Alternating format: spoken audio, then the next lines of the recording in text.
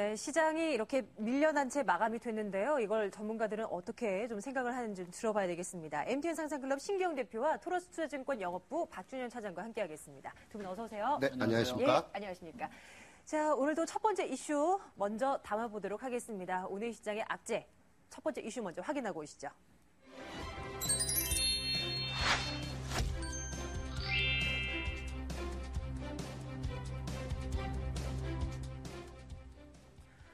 올 게 왔습니다. 그동안 엔달러가 100엔 돌파할 것이다. 언젠가는 돌파할 것이다. 이거 알고 있었지만 시장은 오늘 처음 들었던 것 마냥 깜짝 놀라면서 이렇게 지수가 좀 밀려나는 모습이었습니다. 자, 이게 어제 기준금리 인하했다고 그렇게나 좋아했었는데 하루를 못 갑니다.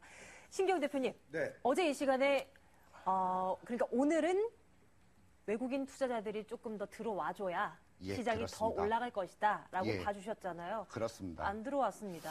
어떻게 봐야 됩니까? 들어온 게 아니라 오히려 어저께 들어왔던 부분이 완전히 빠져나가는 그런 예. 모습이었거든요. 그래서 지금 아무래도 엔달러 환율의 지속적인 상승 이 부분에 대해서 외국인들이 좀 우려감이 좀 많이 있는 것이 아닌가 이렇게 좀 생각을 하고 있습니다. 그 부분을 구체적으로 엔달러 환율 차트를 한번 좀 보시고요. 그다음에 오늘 전체적인 수급 상황을 한번 보시면 좋겠는데요. 엔달러 환율 차트를 한번 좀 보여드리도록 하겠습니다. 지금 그동안에 4월 달에 고점을 돌파를 못했었어요. 그 자리가 여기 엔달러 환율로 100엔 자리였는데 오늘 100엔 자리를 위쪽으로 강하게 돌파를 하면서 엔달러 환율은 추가적인 상승이 아무래도 좀 불가피할 걸로 그렇게 좀 보여지고 있습니다. 그렇다 보니까 외국인들이 그러한 부분에 대한 우려감으로 지금 어저께 선물 매수가 들어온 부분을 굉장히 긍정적으로 봤었는데 오늘 선물 매도가 12,900계약의 매도를 취하는 그런 모습입니다. 금액으로 따지면 약 한 1조 6천억 원에 해당하는 그 금액인데요. 그래서 어저께 그러니까 금리 인하에 대한 어떤 긍정적인 기대감이 오늘 고스란히 원위치되면서 굉장히 큰 악재로 다시 한번 작용을 했다. 이렇게 좀 말씀을 드릴 수 있는 부분이 되겠고요. 그런 측면에서 보면은 지금 시장에 대해서는 아직은 다시 한번 좀 보수적인 관점으로 접근을 해야 되는 것이 아닌가 이렇게 한번 생각을 해볼 수 있겠습니다. 네, 정말 오랜만에 어제는 좋다라고 그렇습니다. 이제 좋아질 가능성이 있다라고 말씀해 주셨는데 다시 원위치입니다. 자, 박준현 차장님과 함께 말씀 나눠볼까요? 차장님 너무 오랜만에 뵙습니다. 그동안 별일 없으셨죠? 예, 반갑습니다. 근데 어째요? 나오신 첫날부터 이게 시장에 별일이 있어서요. 그 엔저 부분. 자동차주 또 밀려나고요. 엔저 현상으로 그래도 수혜받을 것이다. 라고 했던 종목들도 또 밀려나고 이렇습니다. 이거 어떻게 봐야 됩니까? 예, 일단은 최근에 그 일본의 4월 소비자 물가 지수를 조금 눈여겨봤는데요. 개인적으로는요. 네네. 전년 동기 대비해서 0.9%가 하락하는 모습을 보여줬습니다. 결국은 일본 정부에서 디플레이션을 타개하기 위해서 유동성을 확대하고 경기를 부양하려는 노력이 일단 4월 달의 수치만 보면은 그다지 성공적이지 못했다는 이야기가 되는 것이고요. 그 이야기는 다른 말로 표현하자면은 일본이 마음 놓고 경기 부양책을 실시할 수 있는 상황이 됐다는 얘기죠. 왜냐면은 소비자 물가 지수를 2%까지 올리는 것이 목표인데요. 오히려 지금 디플레를 걱정할 지경이 됐단 말입니다. 그렇기 때문에 일본의 양적 완화는 제가 봤을 때는 7월 달까지는 공격적으로 갈 수밖에 없지 않겠는가. 일본 정부 입장에서 지금 와서 다시 정책을 되돌리기는 좀 쉽지 않은 그런 부분이고요. 아무래도 이제 일본 같은 경우는 이제 국채 금리의 상승이라든지 수입 물가의 어떤 걱정 이런 것들이 있었습니다만은 4월 달만 놓고 봤을 때는 그다지 그 걱정할 부분이 아니었기 때문에 아무래도 엔달러가 지금 100달러 돌파하는 것은 시간 문제였지 않나라고 생각을 합니다. 그런데 이제 어제 금리 인하하고 나서 이제 오늘 엔달러 때문에 이렇게 무너졌다라는 것은 조금 허무하기도 하고요. 꼭 그 이유만 있는 것은 아니지 않겠는가. 다음 주 예정이 되어 있는 미국의 공공부채 상향 협상이라는 굉장히 큰 허들이 남아 있었기 때문에 오늘 외국인들의 공격적인 매도는 그런 부분까지 좀 감안된 것이 아니겠는가라고 좀 개인적으로 생각을 했고요. 역시 일본의 참의원 선거가 7월에 있습니다. 일본의 자민당이 기본적으로 이제 목적이 참여연 선거에서 승리하는 것이 일단은 하나의 목적이었다고 한다면은 엔달러의 약세는 7월까지는 계속 지속되지 않겠는가. 그때까지 또 뱅가드 펀드의 그 매물도 6월 말이나 돼야 좀 정리될 것이다 이런 이야기들이 나오지 않았습니까? 그렇기 때문에 그런 것까지 감안한다면은 시장의 본격적인 상승은 7월 이후에나 가능하지 않겠는가라고 좀 개인적으로 생각을 하고 있고요. 일본과 경합도가 높은 뭐 자동차라든지 뭐 기계라든지 철강 업종들은 역시 다소간 보수적으로 접근해야 되지 않겠나라고 생각하는데요. 차트 잠깐 보여드리도록 하겠습니다. 네. 자동차인가요? 예, 현대차인데요. 그거는 이제 현대차 작년부터요 보면은 트렌드만 보면은 계속 하락이었습니다. 그런데 계속 자동차가 빠질 때마다 이제 추천들을 하셨단 말이죠. 그런데 잘 보시면은요 매매하기가 만만치가 않습니다. 많이 빠졌을 때 반등을 노리는 매매라는 건 항상 가장 좀 힘든 부분이거든요. 자연스럽게 올라가는 트렌드라고 한다면은 사서 그냥 기다리기만 해도 충분히 수익을 낼 수 있겠지만은 이게 내려가는 트렌드에서는 고점에서 꼭 차익 실현을 해주지 않으면은 다시 밀려 내려와 버리거든요. 예.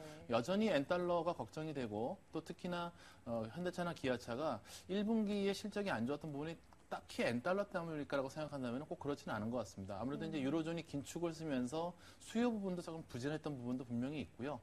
특히나 매출 대비해서 이익이 나오지 않았다는 것은 아무래도 그 판매를 할 때 영업사원들에게 훨씬 더 인센티브를 많이 주지 않았는가 이런 부분들까지 감안을 한다면은 다소간 자동차 업종에 좀 보수적으로 접근하는 쪽이 좀 맞지 않겠나라고 생각하고요. 자동차 업종은 역시 7월쯤 가서나 그 상승을 좀 노려보는 그런 전략이 필요하지 않겠나. 그렇다면 뭐 5월, 6월 달에 약세를 보일 때 들어갈 수는 있겠습니다만은 적극적으로 베팅을 하기에는 조금 무리가 있다라고 생각이 들고요. 그러면 좀 반대로 생각해서 물론 엔화 약세로 인해서 현대차가 이렇게 됐다, 시장이 이렇게 됐다라고는 말하지는 않겠습니다만 그 엔저 현상으로 인해서 반대로 좀 좋을 것이다라는 쪽도 있지 않습니까? 이런 건 뭐 없겠습니까? 예, 일단은 최근에 국내 상장된 일본 기업 중에 SBI 모기지, SBI 엑시즈 같은 기업들의 주가 상승이 굉장히 높았습니다. SBI 모기지 하면 이제 일본 부동산 경기가 뭐 화랑을 보일 것이다 이런 어떤 전망 때문에 올라간 것으로 보이고요. SBI 엑시즈는 이제 우리나라 치면 이제 홈쇼핑 쪽인데요. 일본의 내수 경기 부양과 관련돼서 주가가 상당히 높았습니다. 그렇지만 이제 좀 다소간 많이 올랐기 때문에 적극적으로 좀 따라붙기보다는 좀 조정을 기다려서 매수하는 쪽으로 말씀드리고 싶고요. 일본산 원료 수입을 하는 업체들, 사실 뭐 기계 업종이 일본산 원료를 수입하는 가장 대표적인 업종입니다만은 또 일본 기업들과 경합도도 높기 때문에 주가는 안 좋았습니다. 두산인프라코어나 뭐 최근에 조금 반등을 하긴 했습니다만은 로체 시스템즈, 신도리코, LG화학 정도를 좀 눈여겨 보셨으면 좋겠고요. 일본양 매출이 일어나는 기업, NHN, 조이맥스, 화진, 화일약품, 토비스를 선정을 했고요. 엔화부채는 오늘 롯데쇼핑이 1분기 실적이 굉장히 안 좋으면서 많이 밀려났습니다. 다소간 조금 더 추가 하락한다면은 매수 관점에 접근하셔도 될 것으로 보이고요. 한국전력, BHI, 캠트로닉스가 엔화부채가 많은 기업으로 나타났습니다. 네. 여러 가지 종목들 정리해서 화면을 통해서 보여드렸습니다. 신경 대표님께서도 혹시 뭐 추가로 덧붙이실 말씀 있으신가요? 저는 지금 시장을 보는 데 있어서요, 뭐 NA 관련돼 있어서 수혜를 받을 종목이나 혹은 NA 관련돼 대해서 뭐 피해를 볼 종목 이런 부분보다 우리나라 지금 시가총액 1등, 2등 종목을 수급적인 부분으로 한번 살펴보고 가셨으면 좀 좋을 것 같아요. 그래서 제가 삼성전자 수급 차트를 좀 보여드리도록 하겠습니다. 지금 외국인들은 빨간색입니다.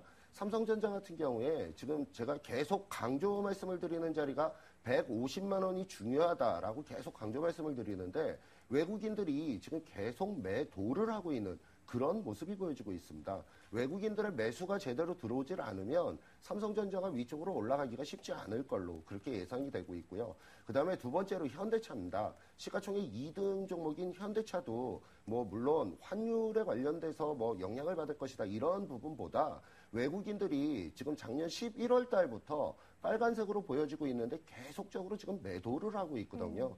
그래서 이 부분도 역시 마찬가지로 외국인들의 매수가 들어오질 않으면 현대차나 삼성전자나 올라가기가 그렇게 쉬워 보이지는 않는다. 그렇다 그러면 당분간 시가총액 1등 종목, 2등 종목이 제대로 좀 반등을 하느냐 못하느냐가 전체적인 시장 분위기가 어떻게 되느냐를 좀 결정을 할 거다. 이렇게 좀 말씀을 드릴 수 있을 것 같습니다. 예, 참 주말 앞두고 이 분위기 참 상황해지네요. 종목 얘기 좀 나눠보겠습니다. 두 번째 이슈에는요, 종목 하나 넣어봤습니다. 확인하고 오시죠.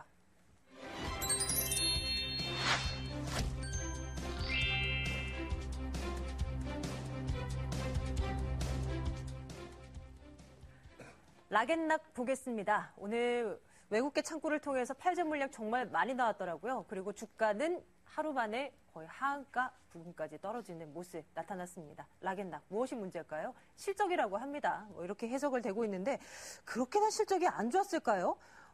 영업이익이 1년 전보다 2.7% 감소했습니다. 매출액은 8% 감소했고요. 당기순이익 24% 감소. 처음이라고 합니다. 이렇게 뭐 분기 기준으로 매출이 뭐 1년 전보다 감소한 거. 신기용 대표님, 네. 이렇게나 우려스러운 건가요?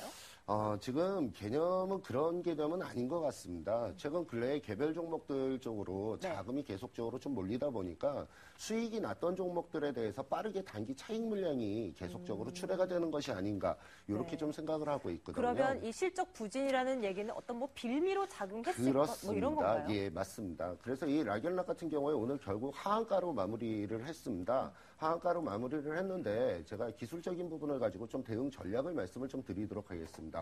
이 락앤락을 이렇게 자세히 보시면은요. 작년 연말 가격이 대략 한 22,000원 정도 라인선인데 이 22,000원 라인선이 좀 중요한 라인선입니다. 제가 왜 중요하다라고 말씀을 드리냐면 수급적인 부분을 잠시 한번 좀 보도록 하겠습니다. 여기 외국인들이 계속적으로 매수를 취해 나가는 그러한 모습이 보여졌었고요. 그 다음에 작년 연말에서부터 기관들 쪽에서도 계속적으로 매수를 취해서 움직여 나가는 그런 모습이 보여졌습니다. 매수를 유입을 시켰던 자리가 22,000원 라인선이거든요. 그래서 22,000원에서부터 계속적으로 매수를 취해 나가다가 주가가 위쪽으로 올라가니까 고점 있는 자리에서 차익 물량이 오늘 급격하게 나오면서 오늘 외국인도 그렇고 기관도 그렇고 거의 100만 주씩 조합 합쳐서 한 200만 주를 지금 매도를 한 그런 모습이거든요. 네.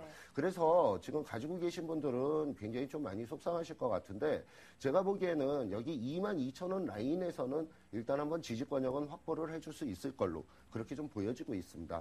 다만 위쪽으로 올라가더라도 올라가는 부분은 굉장히 제한적일 가능성이 높다. 일단 차익 실현을 하면서 빠져나오는 그런 모습들, 외국인과 기관들의 모습이 보여지기 때문에 지금 구간은 22,000원에서 26,000원 구간을 좀 설정을 하시고요. 반등이 어느 정도 나오면 좀 아쉽지만 좀 매도 관점으로 좀 접근을 해나가시는 그런 전략을 쓰는 게 지금 현재는 좀 유리하지 않을까 이렇게 예. 좀 생각을 하고 있습니다. 락앤락 오늘 시장에서 하한가로 마무리가 되면서 외국인 기관 투자자들의 팔자 물량 너무나 많이 흘러나왔습니다. 박준현 사장님, 일단 수급이 뒤틀리긴 했는데요. 실질적으로 업체만 놓고 봤을 때 또 안 좋은 건가요? 예, 일단은 오늘 실적 보니까는 1분기 실적이 전년 대비해서 매출액 성장률이 한 7% 정도 올라갔는데 내수 쪽은 한 29% 정도 감소한 것으로 나왔습니다. 일단 수치만 놓고 볼 때는 조금 우려할 수준이라고 생각이 들었고요. 특히 왜냐면은 간단히 말씀드리면 이런 겁니다. 오늘 락앤락의 주가가 하한가가 갔는데 이제 시가총액이 1조 2천억 정도 됩니다. 매출이 한 2, 3천억 정도 되거든요. 그러면 간단하게 주가 매출액 비율이 6배 정도가 넘어가는다는 이야기가 되는 것인데요. 결국은 과거에 그렇다면은 락앤락의 주가가 그 정도 가격에서 움직였던 가장 큰 이유는 성장주였기 때문이죠. 매출액이 계속 꾸준히 성장하고 있고 이익도 계속 성장하기 때문에 시장 대비해서 프리미엄을 받았던 것인데요.